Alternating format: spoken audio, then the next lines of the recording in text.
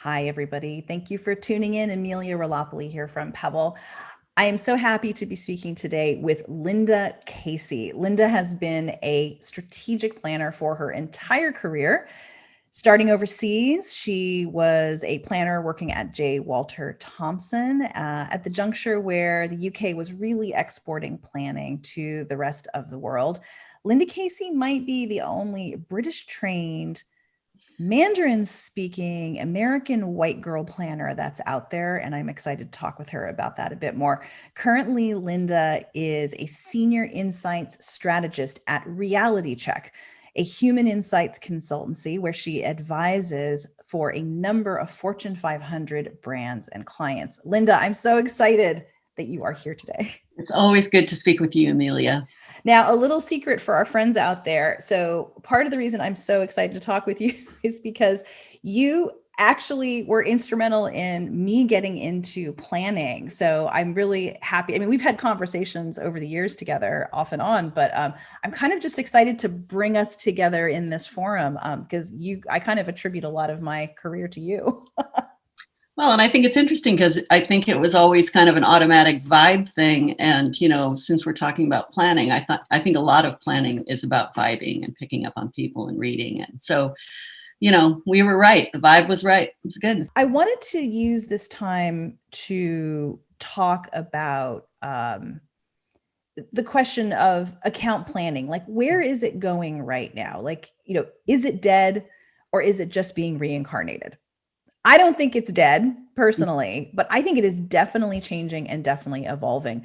But it might be helpful for some of our friends out there that are watching to briefly talk about, like, what are the conditions that brought planning to American agencies when it did? Yeah. J. Walter Thompson was a real forerunner of planning. So they were trying to get it out to all of their, kind of network offices around the country. And they were, I think, perhaps the largest global network at that time. This would have been the early 80s.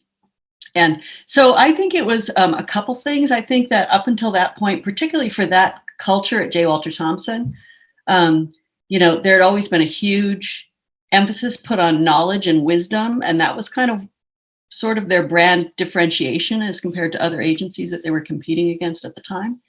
And so, this emphasis on knowledge really translated into almost a librarian style, data. And it wasn't even data back then, but these agencies had giant libraries with a gal inside. It was never a guy, a gal inside who'd grab the right pieces of information when the big presentation was getting put together.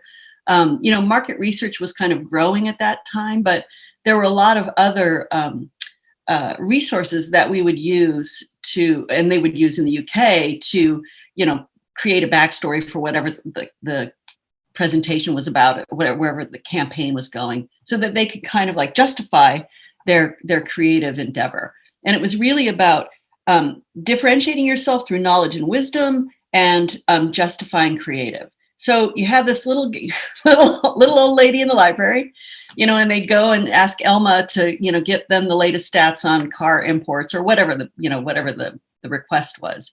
And she'd give you a stack like this, or she would distill the stack for you and give you some, totally linear bullet points. I say you, but anybody who happened to be an account executive, not everybody was a strategist at that time. So you get this giant stack of shit and no real insight. And this was in the 70s. When I got into advertising, it was the early 80s, and I was in Taiwan. But my point is, account planning kind of grew up at the end of the 70s in London, and what it was this recognition that you can have a boatload of data, but if it isn't distilled and it doesn't lead to an insight, it really can't be the jumping off point for great creative. You're still kind of handing, an anvil to the creative team to say, like, can you take this, flat, unimaginative fact and turn it into something really creative that people want to look at, that wins us awards, that makes the client proud, that sells product, all those check boxes that ad agencies had. So, the emergence of account planning was really that go-between between the data world, the business world, and the creative world. And the people who tended to get recruited early to be in that role were different kind of thinkers. You know, they weren't linear thinkers. It was very lateral. It was really about being alert, curious about the world at large, not just the advertising world, and to draw from, you know, all of those things that are sort of happening out in the orbit and with people, you know, to stay on top of what's happening with changes in society and the way people are thinking and behaving and changing, you know, to bring that to bear on the recipe writing phase of the creative development process, you know, which is the brief. This is around the time that Total Thompson branding was developed, right? Mm-hmm. Yep. What was your connection with that? And how did you, I wasn't trained in Total Thompson branding. So do you recall, or can you tell me a little bit about what the principle of that was? You know, at that time, you know, a lot of the sort of luminaries, I mean, the real thinkers and innovators at J. Walter Thompson were still kind of roaming around, and they'd come through, you know, Taiwan. So they had established a way of thinking about, you know, how to ask the right questions, you know, to get you to a valuable insight. And that was being indoctrinated. And that time they had big training programs. I mean, it makes me so sad that we don't train people anymore, but, you know, really kind of bringing people along, whether they were account executives or account planning types, you know, to think about how to approach not just observing people, you know, understanding the intersection of the person and the brand, and you know, what that relationship looked like, and then, you know, bringing some of that insight into the creative development process. And I'm trying to remember if it had a, you know, this should be ingrained in me, but I want to say it was like the Thompson way, but I don't know if that might be right. It might be called the Thompson way. The shift was to be much more focused on the consumer and less so on what the product did, what its attributes were, you know, which one are we going to use to sell? You know, it was really intended to shift the focus at the creative development process onto the consumer and away from the product, because that's where the insights will live. They always live there, you know. They do, exactly. And the milieu, you know, that consumer is operating within. Exactly. So it's interesting because I entered planning in the mid 90s, and I didn't have any formal training in planning whatsoever. I think what got me in there was luck, right? Because somebody introduced me to you and you saw something in me that I wanted you to see and that we could grow. And I was right. And you were right. You were right. Smart woman. What's different today is, I think, what they have today that they didn't have when you and I were starting out is we've got like the VMU Brand Center. We have the Miami Ad School. We have other online resources and communities to support people who want to be better strategists or planners. We didn't really have that infrastructure in the US when I was starting out. So I'm not familiar intimately with their curriculums, but it does make me feel a lot more kind of optimistic and hopeful that account planning and brand strategy will certainly kind of live and evolve. Will it stay in agencies? I hope it will, because I still think there's like a really important place for it. But I have been excited to know that there's so much teaching and handing down of knowledge happening.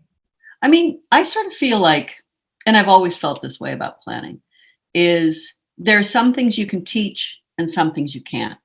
I believe that the best planners are innately curious. They're natural observers.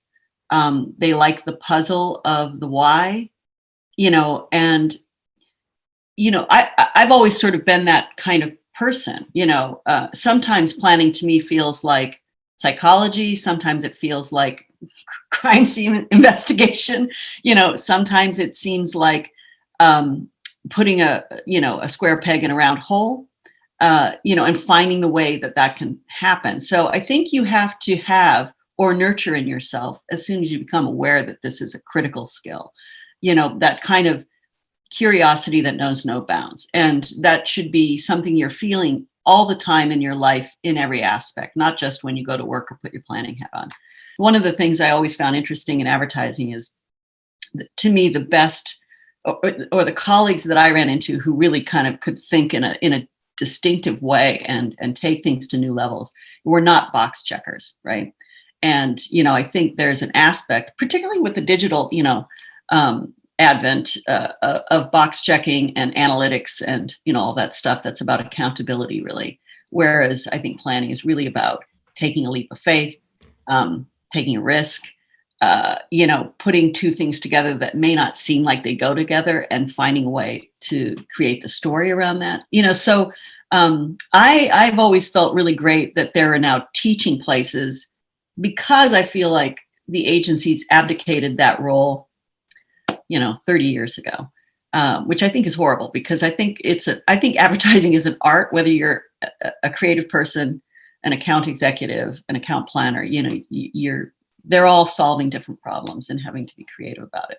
So I like the fact that there's that kind of discipline offered somewhere, but I also feel like, if you're going to really, be a crackerjack planner, you got to know some stuff that's not what everyone else knows. You just have to develop and empathy is a huge, huge piece of this, and if you are not innately empathetic, I'm not talking about being a sociopath, but then you cannot feel what other people, what their burdens are, what their pain points are.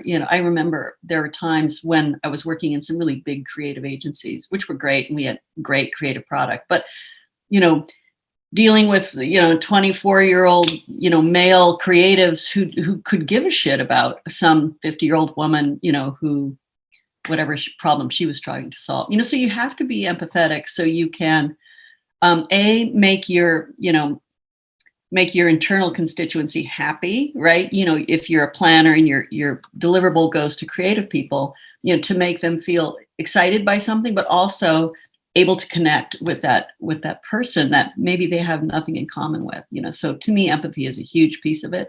That goes hand in hand with curiosity, and then knowing about how innovation happens in any form at any time in history. How did people make those weird leaps, and getting your mind flexible to do that, if that makes sense. It does make sense. So I want to come back to a point you made about data a minute ago. And I think what's interesting for me, it's really hard to decouple my work as a strategist and planner and my work as an insights or research person, right? Because they're really intimately connected. Right. Not only because one of the threads of planning came through the research department, like you just described. Yes. Yeah. Right. But also because we, whether we're planners or strategists or marketing executives or even creatives, we have to be able to use evidence and data to help come to an insight, but also to make the case for the creative solution on behalf of our clients. And what I think one of the exciting opportunity is in data and research is we have this rise of machine learning and big data and big numbers. And I think you're absolutely right. You can't just simply come to an insight by checking boxes and staring at the numbers and thinking it will reveal itself to you. There is an art and a science.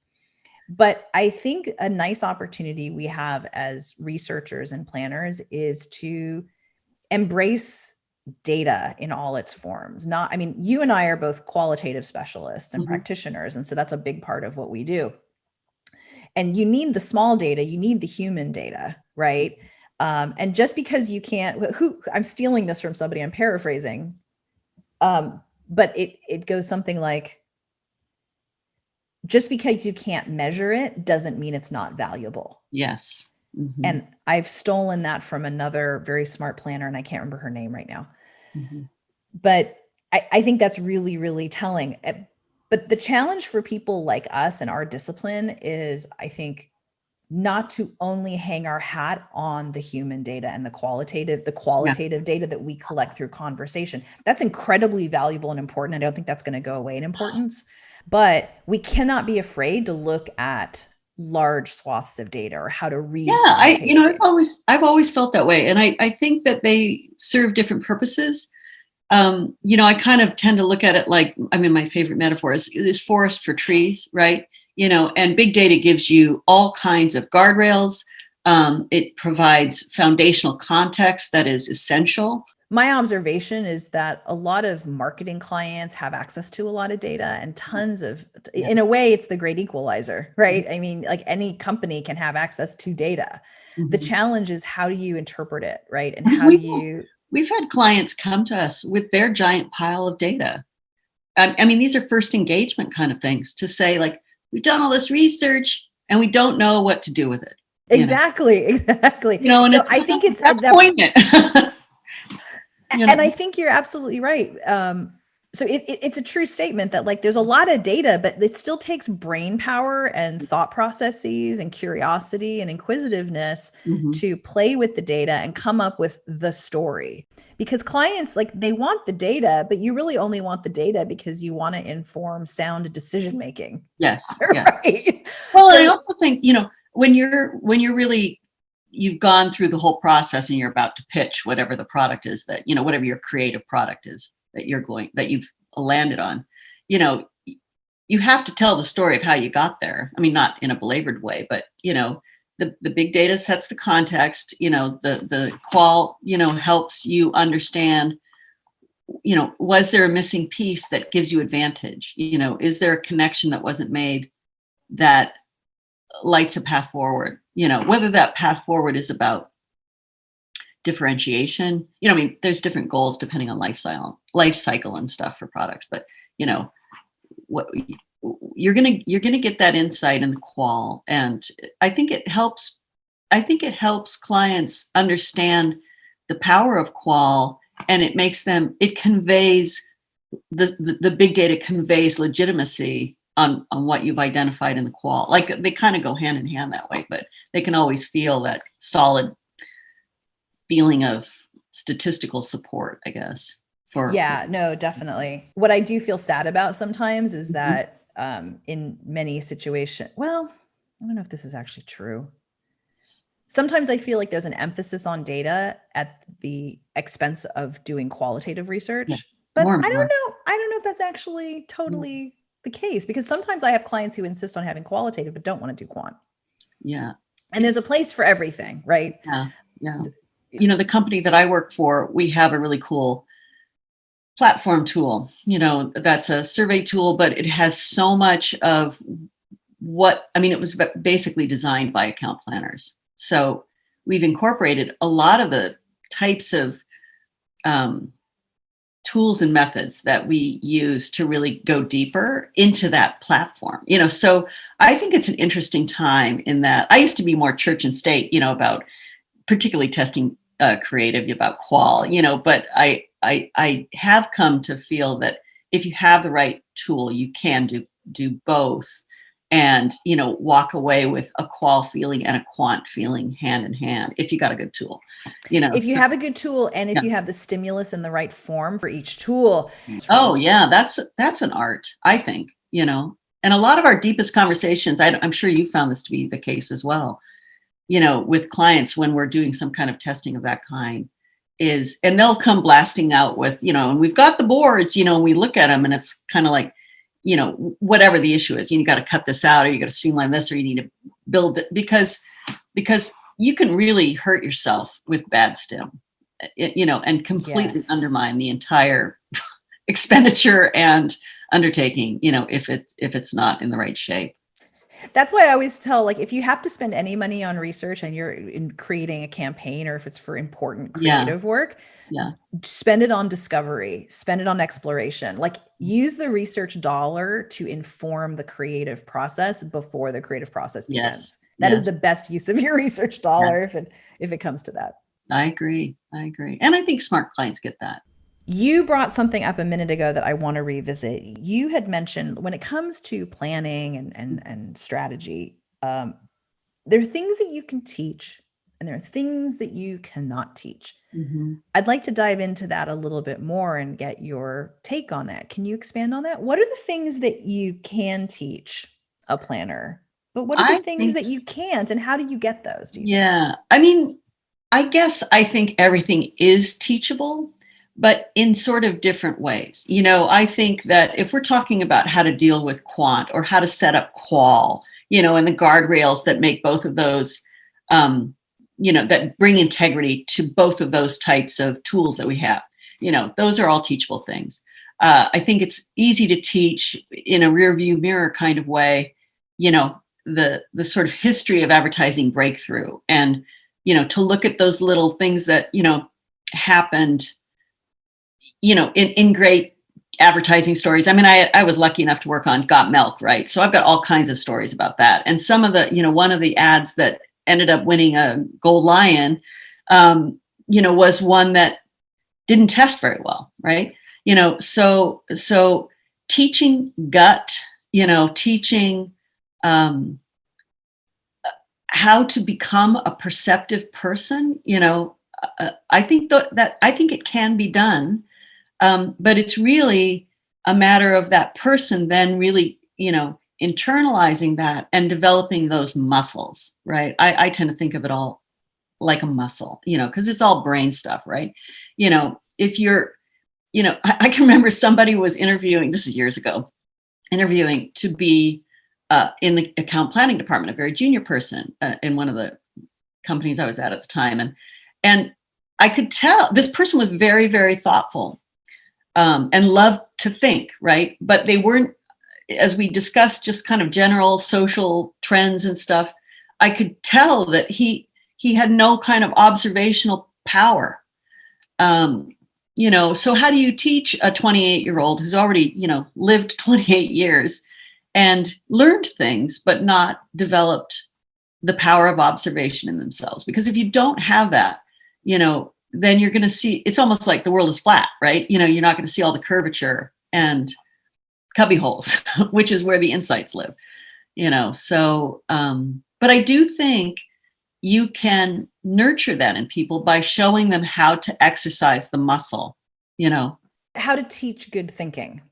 Yes. And I was lucky, I had sort of curious parents, so just kind of in my early life, and I'm curious by nature, I think, but also, I happened to be, when I was in college, I thought I was going to go down a law school path, and, I was an English lit and political science major. So all of that study, not that I was a great student, but all of that study was about critical thinking and observing, and really reading between the lines. And I think the reading between the lines part is huge, because as you can be a great qualitative moderator. You can have a great set of people sitting around the table, and if you don't understand humans, if you don't understand tensions within humans and how that makes them either present their real self or their aspirational self in front of you, these are judgments you have to be making, as in the moment, over the course of 90 minutes or whatever it is, with 10 people around, you have to read people very quickly to know how to, what's the word I want? Yeah, how to listen. I don't really mean lying. It's a human thing, right? It's kind of like we have our trials and tribulations, and we have our higher selves, and to be able to parse that is really important, because that's where the stuff lives. And tension is a reflection of depth and something important and critical and difficult, and that makes that person have a whole set of behaviors to address those tensions. So you gotta have some of that. I think you brought up two really powerful points that I just want to emphasize. One is that to be an observant and effective planner, you need to be able to be curious about and understand human behavior and understand how humans think and feel and navigate this world, right? And all the tensions that are involved in it for them. And when you can uncover that truth, that is a really powerful tool as a planner, right? To help your agency and your clients. The other valuable skill set that I think as a planner you want to have, so you need to know how humans operate and how human behavior and human thinking works. But you also have to really understand how advertising works and how creative works.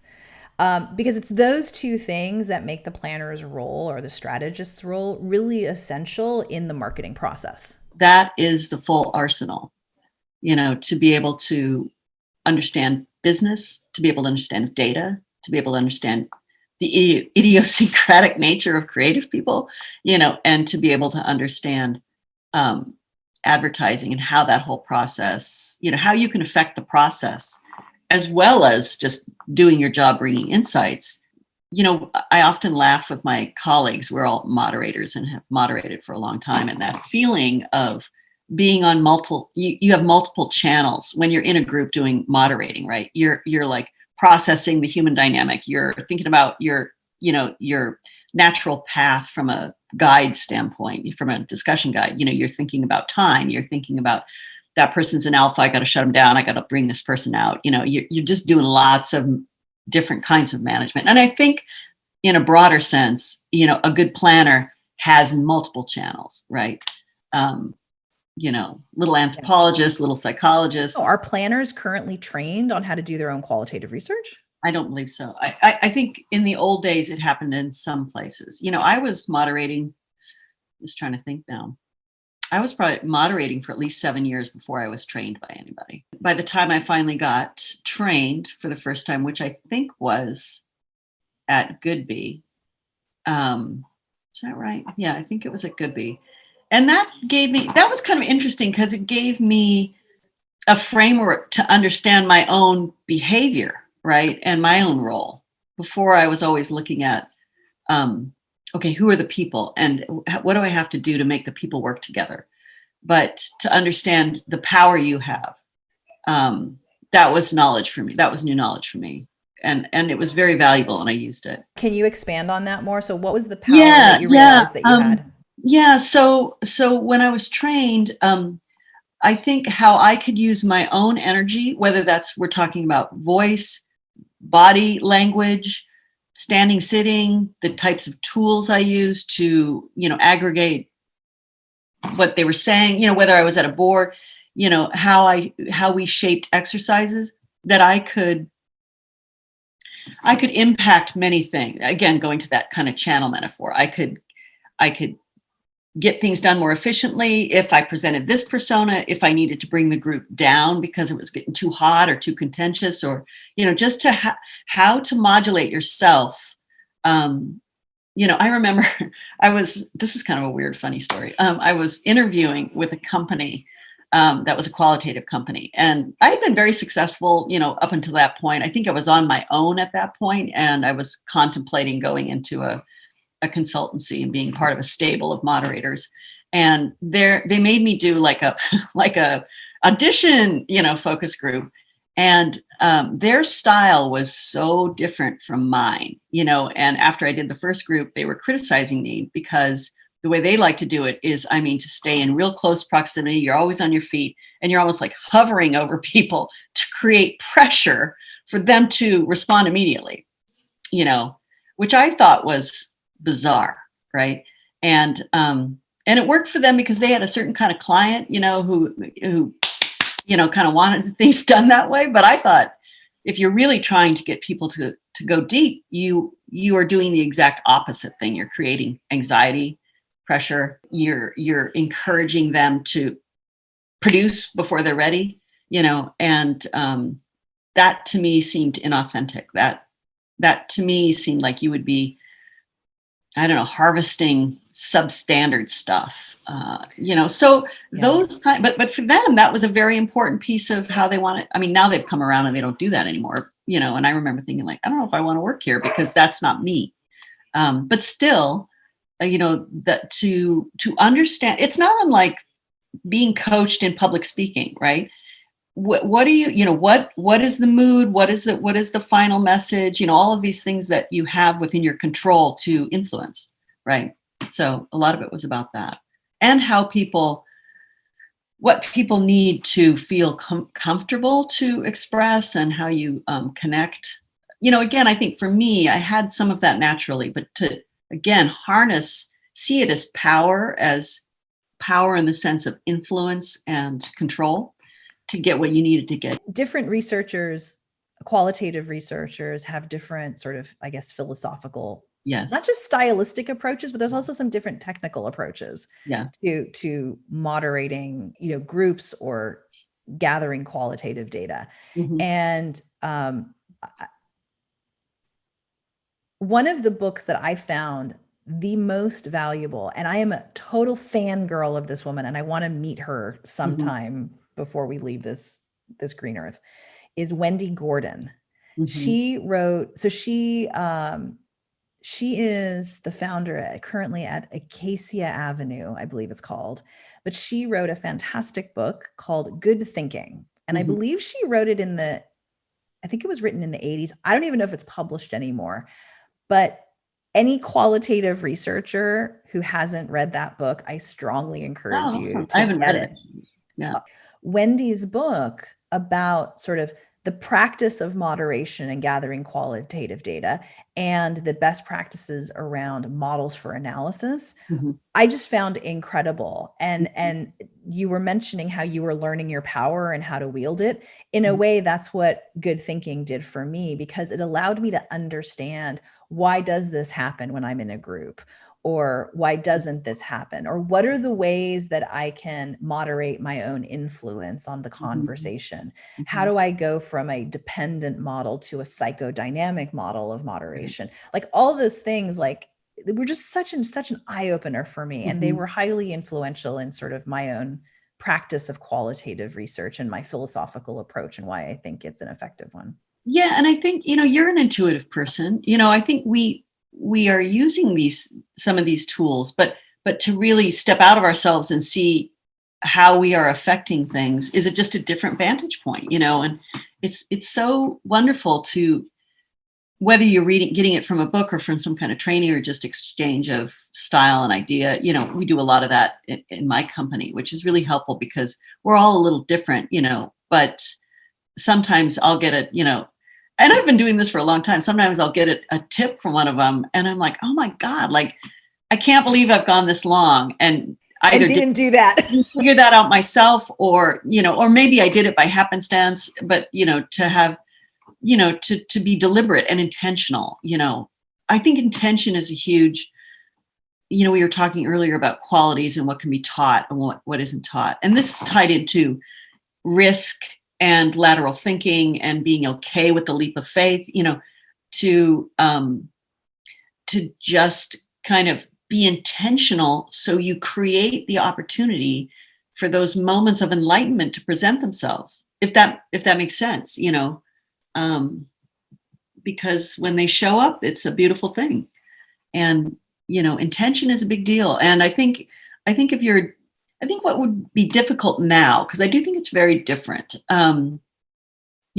is for somebody who's kind of making their way into planning to understand how important intentionality is in how you go forward doing your, whatever your project is, in how you present yourself internally, in how you foster your relationship with creative people, which can be very difficult sometimes because they don't want to give up power.